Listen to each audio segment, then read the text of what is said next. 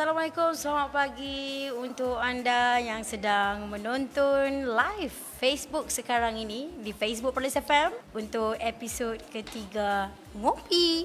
Ini dia Gebang Orang Perlis. Okey.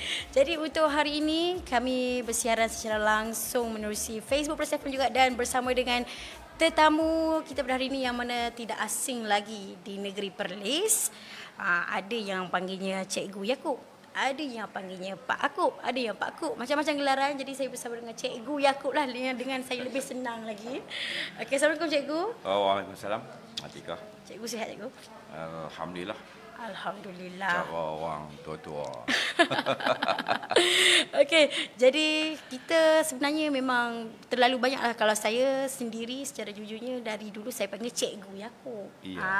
Tapi mungkin Cikgu boleh kenalkan lagi gelaran-gelaran ataupun yang mana lebih mesra lah untuk Cikgu bersama dengan penonton-penonton sekarang. Cikgu, silakan.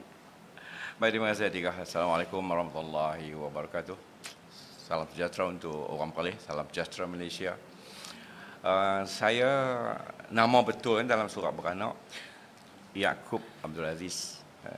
Disebabkan oleh perkhidmatan saya dalam bidang pendidikan.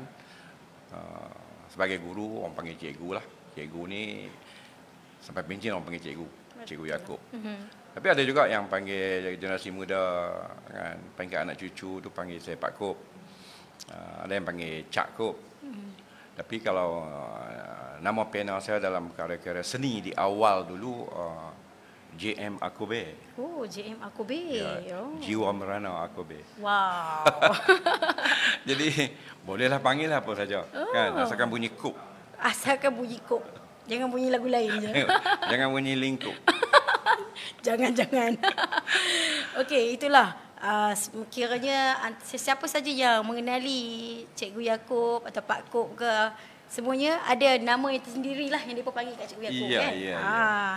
Okey, jadi kita nak tanyalah Cikgu. Saya panggil Cikgu lah ya. Boleh. Nah, kan. Panggil Cikgu. Kita nak tanyalah Cikgu Yaakob, yang mana kita juga kenal Cikgu Yaakob yang banyak mengacarakan majlis. Sejak bila bermulanya dan mungkin Cikgu boleh kongsikan antara pengalaman mengacarakan majlis. Silakan Cikgu. Baik, terima kasih Atika. Saya mula mengacarakan majlis ni sejak tahun 1981. Jadi kalau nak cerita tu mungkin perlu 38 tahun lah. Tapi disebabkan oleh segmen pendek kan Cikgu, pendek. Disebabkan oleh segmen ni hanya 30 minit, saya akan cuba ringkaskan. Segala-galanya bermula di Sarawak. Apabila saya dihantar untuk bertugas di Sarawak sebagai seorang guru, dan saya berkhidmat di SMK Bandar Kuching nombor 1. Kalau ada orang Sarawak yang menonton live FB Perlis FM ni, hai orang Sarawak, apa khabar kita tak? Harap kita orang semua sihat-sihat. Wow. Sarawak lah yang mengajar saya. Ya, Sarawak yang memberi pendedahan kepada saya, yang memberi pengalaman kepada saya dalam 3 bidang yang saya ceburilah seiring. Guru itu hakiki saya, jawatan hakiki saya. Pengacaraan, lepas itu seni visual, melukis, dan juga bidang lakonan. Jadi apabila saya sampai ke Sarawak tahun 85 itu, ya, sebelum tu 81 itu saya ialah mengacara rumah-rumah kenduri di kampung, kan. Apabila saya dihantar ke Sarawak, gaji kecil, boleh balik setahun sekali. Jadi untuk mengisi banyak cuti, zaman ni cikgu banyak cuti lah, orang dah cikgu ni banyak cuti lah, kan. Penggal pertama, penggal kedua, akhir tahun. Jadi saya tak balik lah sebab tiket mahal. Jadi saya menyertai grup teater, grup teater di Sarawak. Jadi teater moden, grup teater bangsawan. Jadi entahlah tak semena-mena, ya, mungkin ada penerbit, kan, ada penerbit daripada RTM Kuching pada masa itu yang boleh tengok lah, sebab bukanlah saya bukan handsome lah, kan. Anak saya handsome lagi. Dia kata anak saya handsome lagi, tapi jangan sebut lah. Nanti dia perasan. Dia tak tahu. Sebab mungkinlah orang kata dia tengok ada saya ni ada sikit karakter lah kot. Ya. Nak kata kacak si kacak gila. Si kacak gila. Awak kata kacak gila tu yang saya orang kan. Ya. Tapi mungkin menyenangkan kan, Ya. manisnya ada. Manisnya ada. Jadi kita cikgu you try kan, kita nak buat apa tu Selamat Pagi Malaysia dari Sarawak, kita cari stand upper, kita cari pengacara. Betul, saya try lah pergi audition. Akhirnya alhamdulillah saya dapat di penghujung 80-an. Masa tu saya pengacara Selamat Pagi Malaysia dari RTM Kuching, RTM Kuala Lumpur, Tamimi Serigar, Datuk Ahmad Tamimi Serigar, seorang kawan saya. Lepas tu berkembang terus pula kepada beberapa segmen rancangan hiburan terbitan RTM Kuching. Pada masa itu RTM Kuching ada slot khas. Tak salah setiap petang di RTM 1 setiap petang Sabtu dan petang Ahad. Ada beberapa rancangan hiburan. Saya lah jadi pengacara. Wow. Jadi dapatlah merasa kerlipan lampu pada masa itu. Jadi di situ saya bermula sebagai pengacara dulu.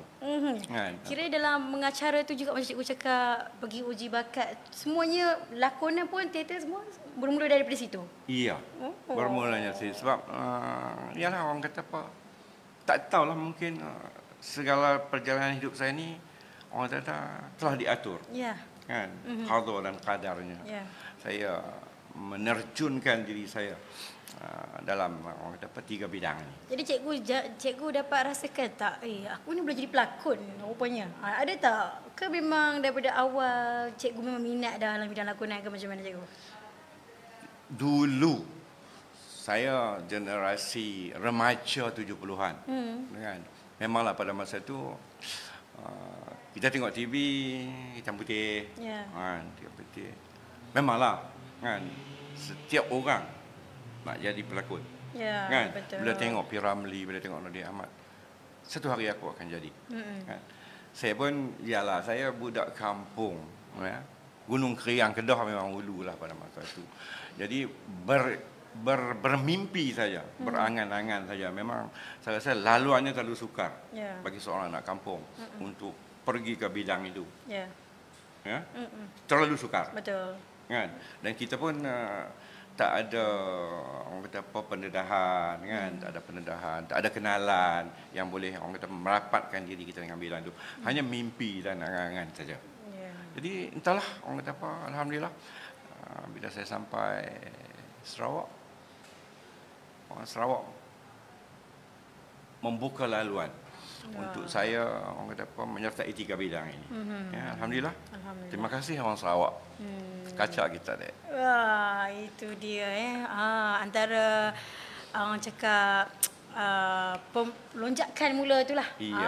Untuk terlibat dalam bidang pengacaraan ni. Tak sangka dari orang Perlis ni mulanya di Sarawak juga. Yalah, saya pun terkejut juga. Ya kan? Itulah rezeki tu kita tak jangka tak kan. Segala perjalanan hidup kita memang telah diatur, tertulis. Betul. Kan? Sejak orang kata apa azali. Betul. Bahawa perjalanan hidup kita begini. Kan? Jadi itulah bermula daripada pengacara di TV, barulah saya bergerak pengacara untuk acara-acara rasmi kan di Sarawak. Lepas tu 96 saya balik ke Perlis kan, balik ke Perlis. Lepas tu mana orang kata apa ruang untuk saya mengacarai majlis acara-acara di peringkat jabatan kerajaan negeri dan juga sampailah ke istana itu semakin terbentang lah. Alhamdulillah. Sampailah ke hari ini, jadi saya rasa saya dah terlalu tua untuk berada dalam bidang pengacaraan ni. Jadi saya pilih lah, saya pilih yang sesuai lah dengan orang tua-tua kan. Kalau jabatan, ada satu jabatan baru ni dia sambut Jubli Mas 50 tahun, sesuai lah panggil saya kan. Yang Mas. Mas kan, dia kena panggil warga Mas. Jadi sekarang ni saya lebih banyak menumpukan perhatian saya kepada bengkel-bengkel pengacaraan. Hasrat saya, niat saya di penghujung usia ni saya dapat melahirkan ya, ramai pengacara, juru acara, moderator untuk Negeri Perlis ini. Dan saya setakat ini saya hampir 5 jabatan dan juga IPT yang menjemput saya kan untuk saya memberi bengkel, ya, bimbingan, asuhan. Memang dah hebat lah. Ya? Memang yang ada di beberapa jabatan IPT itu memang dah hebat ya. Cuma kita orang kata apa, touch up sikit-sikit. Kita touch up sikit. Alhamdulillah saya dah melihat beberapa orang kata apa, sosok pengacara ni telah dapat mengemudi beberapa acara peringkat negeri dan kebangsaan di Perlis setakat ini. Alhamdulillah. Alhamdulillah. Memang kita memerlukan orang lama lah yang berpengalaman dalam dunia pengacaraan untuk membentuk dan menghasilkan pengacara-pengacara untuk generasi yang baru, kan? Okey, itu kalau dari cerita tentang macam mananya terlibat pengacaraan. Okey, jadi kita nak tanya sebab sekarang ni Negeri Perlis, kan, riang-ria, warna-warni dengan lukisan dan sebagainya. Kita tak dapat nafikan itu kerana hari ini Cikgu Yaakob ni sebenarnya merupakan presiden juga untuk Persatuan Pelukis Negeri Perlis. Jadi mungkin Cikgu boleh kongsikan bagaimana pula boleh tercetusnya idea untuk adanya seperti Kanga Street Art dan lukisan-lukisan itu, dan kenapa lukisan seseorang itu berada di situ dan sebagainya, dan apa objektif untuk lukisan-lukisan ini bagi Persatuan Pelukis Negeri Perlis sendiri, Cikgu? Baik. Saya ni banyak berjalan lah, kan? Banyak berjalan di Semenanjung, di Sabah Sarawak dan juga beberapa lokasi lain di luar negara. Saya tengok semua negeri ada street art. Kan? Beberapa kota raya di luar Malaysia yang saya lewati ada street art. Tapi Perlis tak ada lagi. Perlis tak ada lagi. Jadi saya dengan tim saya Persatuan Pelukis Perlis cuba cari jalan. Kan? Apa yang kita boleh buat? Kan? Dengan kekuatan yang kita ada, alhamdulillah kebanyakan kita 90% ahli-ahli Persatuan Pelukis Perlis terdiri daripada guru-guru pendidikan seni visual. So kita okey, mari kita duduk, kita bincang apa yang kita boleh buat untuk Perlis. Okey, kita buat street art. Kan? Malulah. Kan? Perlis tak ada street art. Kan? Kedah ada, Penang. Dah ada dan seluruh dunia. Perlis tak ada apa. Kan? Jadi kita duduk, kita discuss, brainstorm apa kena buat. Okey, di mana tempatnya? Okey, dapatlah tempat.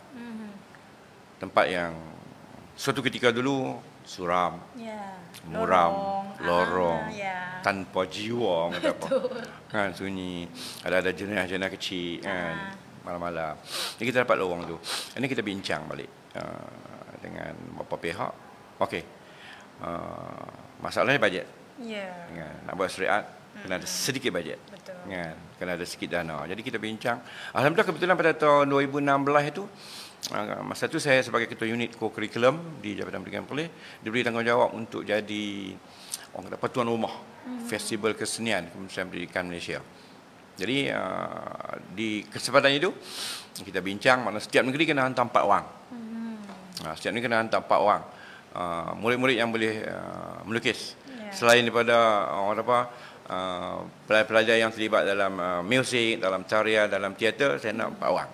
Kan, 4 orang yang boleh melukis. Jadi di situlah 2016 itulah titik mulanya orang kata apa Kanga Street Art 1.0 kan. Tapi tempat tu masih tak berapa kuat lagi, kan, tak berapa mencengkam lagi, tak dapat nak tarik orang lagi, kan, sebab kita bajet kita kecil dalam masa itu, kan. Jadi 2016 berlalu, kita duk cari dana. Mana kita nak cari dana, kan, untuk kita mantapkan lagi street art itu. Akhirnya alhamdulillah lah Selepas itu sebelum COVID 2019, sebelum PKP, kita dapat dana daripada Kerajaan Negeri. Terima kasih Kerajaan Negeri Perlis yang memahami orang dapat iltizam dan kehendak kami kan untuk orang kata mewujudkan street art di Negeri Perlis ni. Jadi kita bermula di situ. Dan di situlah lahirnya 2019 lahirnya Kanga Street Art 2.0 seperti yang kita lihat ada sekarang. Jadi kita amat berbesar hati atas orang dapat keprihatinan Kerajaan Negeri Perlis yang percaya, yakin yang kita anak-anak Perlis boleh buat street art seperti mana di negeri-negeri lain. Dan macam Tika tanya tadi, konsep kita mengapa letak ikon-ikon kita. Kita cuba nak mengembalikan kan nostalgia. Kita sekarang ni kalau tengok nostalgia tu kita cepat leleh. Betul. Throwback. Kita throwback. Jadi kita kata okey, kita cari apa dia nostalgia orang Perlis. Maka kita pilihlah beberapa ikon yang tahun 70-an, 80-an itu yang ada di Negeri Perlis. Tokoh dari segi tokohnya. Jadi kita pilihlah tokoh apa tu Mamak Putumayung kan. Tokoh kadang-kadang benda-benda yang tak sedar itu adalah tokoh. Yes, kan? Siapalah mereka pada waktu itu. Tetapi bila kita lahirkan visualkan dia pada dinding itu, kita melihat saya dapat banyak feedback dalam Facebook ni, kita dapat dalam media sosial saya dapat banyak feedback bahawa memang Samad Putumayung ni cukup terkenal. Betul. Terutamanya di kalangan pelajar-pelajar sekolah. Kan? Dia menjadi orang kata rakan bual. Dia kadang-kadang dia menjadi penasihat, memberi nasihat. Kadang-kadang ada juga yang nak tinggal beg. Tak tahulah nak pergi dating kan, nak pergi shopping kan, tinggal beg. Jadi orang kata apa, itu bagi kita itu ikon ataupun hero yang tak didendang. Jadi kita angkat Awang Patil, pengelipur lara yang orang kata apa, hanya satu saja dalam dunia. Awang Patil hanya satu, the only one in the world. Itu tagline dia. Kita angkat dia. Lepas tu kita angkat juga dalam bidang muzik, The Buglers, Johan Juara Kugiran, 1973. Orang Perlis hebat. Kan, orang Perlis hebat. Jadi, orang segala nostalgia, dalam nostalgia itu ada heritage dia, ada warisan dia. Jadi, itu cepat menyentuh.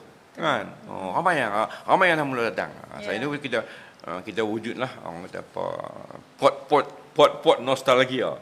Kan, station bus lama dulu. Kan, lepas tu orang kata apa, satu lagi ikon kita yang hebat iaitu Allah yarham Yusri Idu. Kan, Yusri Idu. Jadi itu 4 tokoh yang kita angkat dulu. InsyaAllah selepas ini kalau kita ada sedikit lagi dana, kita ada ruang dinding, mungkin banyak lagi tokoh-tokoh dalam sokan. Ada ramai dalam sokan, dalam muzik lagi pun ada kan. Jadi orang kata apa, penghuni jalanan kan, yang saya tak perlu saya sebutkan nama. Tapi mungkin dah terlintas di akal fikir tuan-tuan yang mengikuti program ini berapa lagi orang kata apa, ikon-ikon jalanan di Perlis yang boleh kita angkat. Upin Ipin. Arwah Upin Ipin kan, yang perlu kita angkat. Jadi itulah. Jadi kita gabung, kita blend semua sekali dalam street art tu. Tadi heritage, icon, and then kita masukkan elemen sikit Perlis Geopark.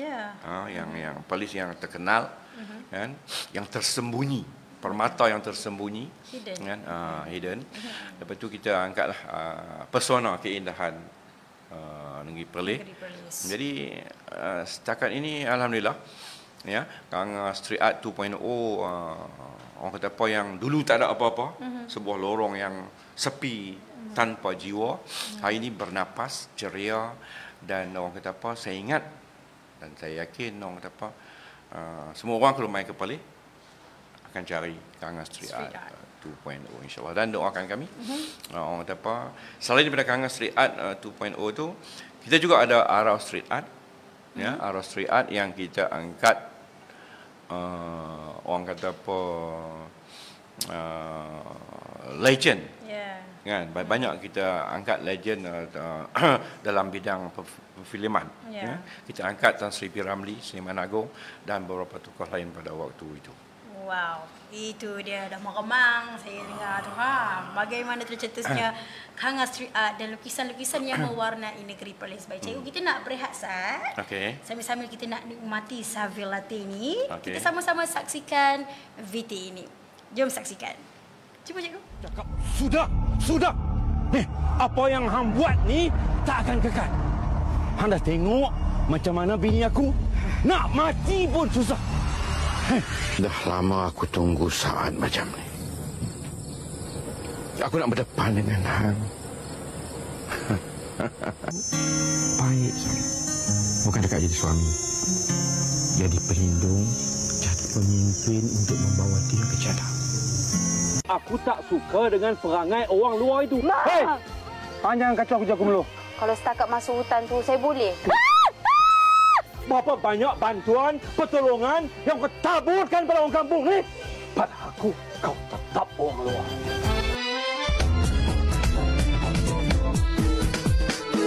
Dalam kemeluk berenang-renang, ke tepi tengah depan belakang. Itu dia sedutan VT sebentar tadi. Sedap cikgu, Saville Latte? Wow. Kopi aroma cukup memberangsangkan. Thank you, Saville Latte. Ya. Boleh saya minum? Boleh cikgu. Sambil-sambil kita nak sembang memang kita lah dengan tema ngopi kita ni kan. Yes. Okey, tadi ni kita dah tengok VT ni antara sedutan-sedutan lah yang telah pun cikgu lakonkan. Tadi ni cikgu dah kongsikan sebenarnya dalam masa pengacaraan tu bagaimana cikgu termasuk juga dalam bidang lakonan kan. Jadi mungkin sekarang cikgu boleh kongsikan tentang cabaran dalam dunia lakonan ni, dan saya tengok sekarang walaupun cikgu berpencen, kan, cikgu masih aktif dalam lakonan. Jadi apa cabaran-cabaran yang mungkin cikgu boleh kongsikan dengan penonton? Maafkan saya. Cabarannya banyaklah kalau nak jadi pelakon kan. Seperti mana perjalanan saya dalam lakonan tadi pun juga bermula di Sarawak. 1986 tak salah saya. Macam tu juga kebetulan orang kata apa, sebab muka saya ni mungkin muka orang tengok kesian lah aku tu. Kan? Pasal pun nak kesian. Bukan saya ada handsome, manis sementara kan. Tapi orang tengok kesian. Seorang director dia terjumpa saya. Ya. Aku kena kasih abang Cikgu Yaakob. Arwah M. Osman. Cikgu, kami sedang mencari seorang hero untuk drama itu, the first drama untuk TV3 shooting kat Sarawak. Cikgu, you try? Baik, saya kata, siapalah saya kan? Saya orang teater. Pada masa itu saya orang teater. You try. Kan? Saya yakin you boleh. Kemudian saya pergi audition. Dapat. Jadi hero. Okey lah cikgu jadi hero, taklah kesian. Itulah mungkin kebetulan orang kata pertemuan, momen, titik pertemuan tu kan yang menyebabkan saya terjun ke dunia lakonan tu bermula di situ. Orang kesian saya kan. Bukan kesian lah, mungkin mudah didekati kot. Betul, kan? disenangi. Mungkin dia dah nampak dah apa yang ada di sebalik orang apa tubuh badan fizikal saya tu kan. Jadi terus jadi hero. Drama apa Melangkah Hadat. Drama pertama Sarawak untuk TV3. Lepas tu teruslah 1988 saya jadi pelakon pembantu Anak Sarawak arahan Datuk Rahim Razali. Lepas tu bermulalah orang kata apa perjalanan karier saya dalam lakonan drama dan filem di Sarawak. Terima kasih Sarawak. Sarawak amat memberi orang kata apa makna yang cukup besar dalam perjalanan hidup saya. Lepas tu teruslah beberapa lagi hero. Hero juga. Jadi hero kan. Jadi hero dengan saudara Mia Hashim Manap, director hero, dengan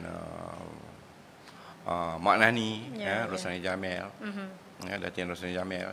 Jadi itu sampailah saya balik ke Perlis pun orang kata apa masih jadi hero dalam beberapa drama. Tapi setelah saya orang kata apa ditarik untuk berkhidmat di Jabatan Pendidikan dengan orang kata apa beberapa kekangan tadi ni, orang kata apa saya agak mengendur. Tapi selepas pencen ni saya laju balik. Selepas pencen ni saya laju balik. Boleh kata orang kata apa tak larat juga lah. Bukan maksudnya tak larat nak tu, sebab kita pun faktor usia kan. Itulah cabaran. Cabaran nak cerita kat tuan-tuan dan puan-puan, adik kakak yang sedang menonton live FB Police FM ni. Berlakon tu tak mudah. Berlakon tu mudah. Cuma menunggu untuk saat kita dipanggil ke set itu yang sukar. Kena tunggu lama. Berlakon kadang-kadang 2 minit lah. Dalam satu hari tu 2 minit, 3 minit kan. Tapi kita kena datang daripada pagi. Kan, tunggu. Kan? Untuk memberi komitmen itu. Jadi itu cabaran dia. Betul. Setengah orang tak sabar menunggu. Tak sabar menunggu. Saya ingat lagi. Allahyarham Mahmud Jun. Mahmud Jun kata, apa cabaran Pak Mahmud dalam lakonan? Dia kata, saya terlibat 40 tahun. Saya berlakon 5 tahun. Saya menunggu 35 tahun. Menunggu di set. Jadi kena kuat. Siapa yang nak masuk dalam bidang ni kena kuat. Ya. Kena kuat semangat. Sabar banyak-banyak. Kan? Menunggu di set itu cabaran kan. Selain itu, itulah orang kata apa penghayatan kita untuk karakter dan sebagainya tu kan. Itu juga cabaran. Lepas tu kita juga terpaksa mengharungi masa pengembaraan lah.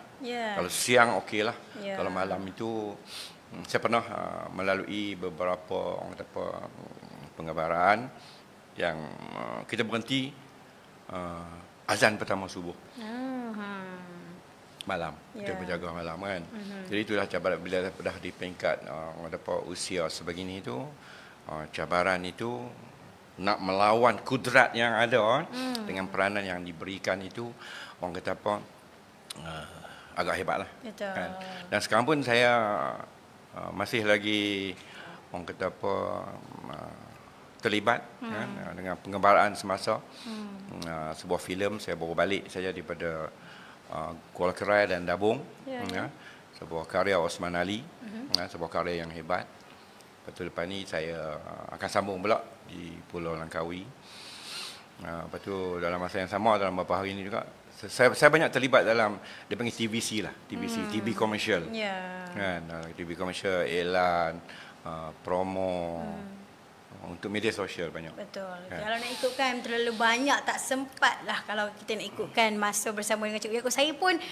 Saya kata tadi 35 tahun. Itulah 35 tahun memang tak cukup kalau 30 minit ni bersama. Okey. Jadi InsyaAllah untuk masa-masa yang akan datang kita akan bersama dengan Pak Koop lagi. Mungkin Pak Koop ada ucapan untuk penyokong-penyokong Pak Koop yang selalu like, comment and share untuk karier Pak Koop. Silakan.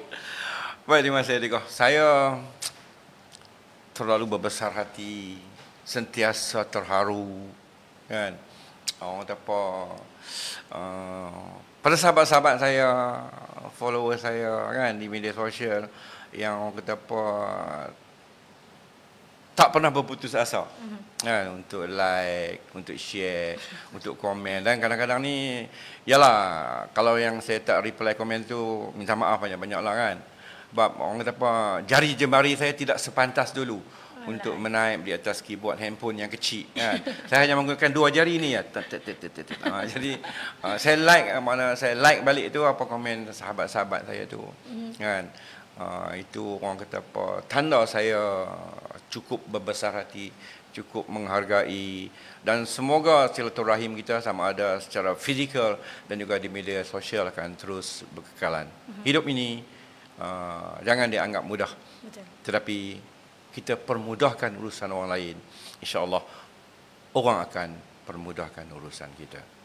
Itu dia Cikgu Yaakob, bukan biasa-biasa tetamu kita pada hari ini, seorang yang luar biasa. Dan saya juga nak ucapkan tahniah daripada KPRS FM di mana Cikgu menerima anugerah Seni Budaya 2023. Tahniah kami ucapkan untuk Cikgu. Alhamdulillah.